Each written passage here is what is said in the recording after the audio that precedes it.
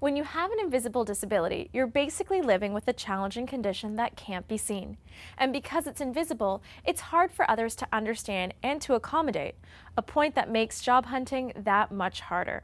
That said, we've got a couple of tips to help make job hunting easier right after the cut.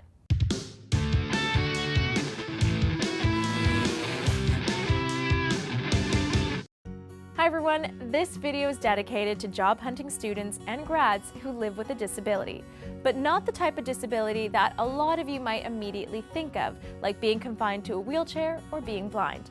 In this video, we're focusing on those job hunting students and grads who live with an invisible disability like dyslexia, severe migraines, epilepsy, and more.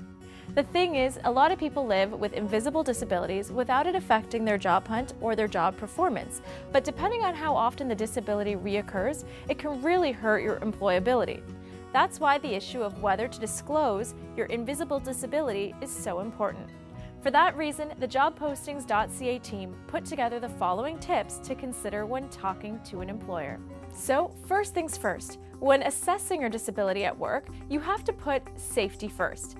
Is your disability under control? Do you have coping strategies that let you meet the job requirements?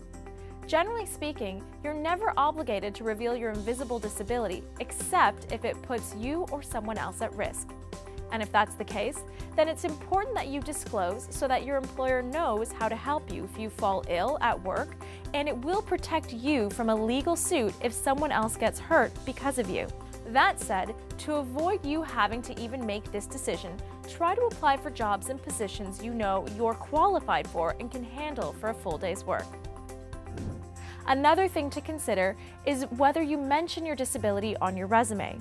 And here, unless the employer is specifically recruiting for diversity, we would avoid mentioning your disability at all. Instead, focus on your abilities and build a resume that highlights your achievements and what you've got to offer. A couple of our earlier videos will show you just how to do that.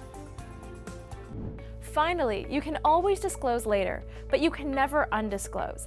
That's why when it does come time to disclose, there are a lot of things to consider first. Will disclosure help or hurt your chances of getting or keeping a job? How will the employer react? Is your employer willing and financially able to accommodate your disability? What are the misconceptions about your disability and how will you address them if you disclose? Should you disclose during the interview, after the job offer, or only when you need accommodations? By thinking these questions out in advance, it will prepare you for the questions your employer will bring up and give you more confidence when you open up to your employer. All in all, while disclosing has its risks, like facing labels, discrimination, co-worker resentment, among other things, the benefits are many. Finding a supportive employer means you'll get to work somewhere that values diversity and openness, and that enables you to grow professionally with the support of basic accommodations. Thanks so much for watching this Jobpostings.ca Job Hunt video. Be sure to leave a comment below to tell us what you thought about today's career tips. Maybe you have a couple of your own that you'd like to share.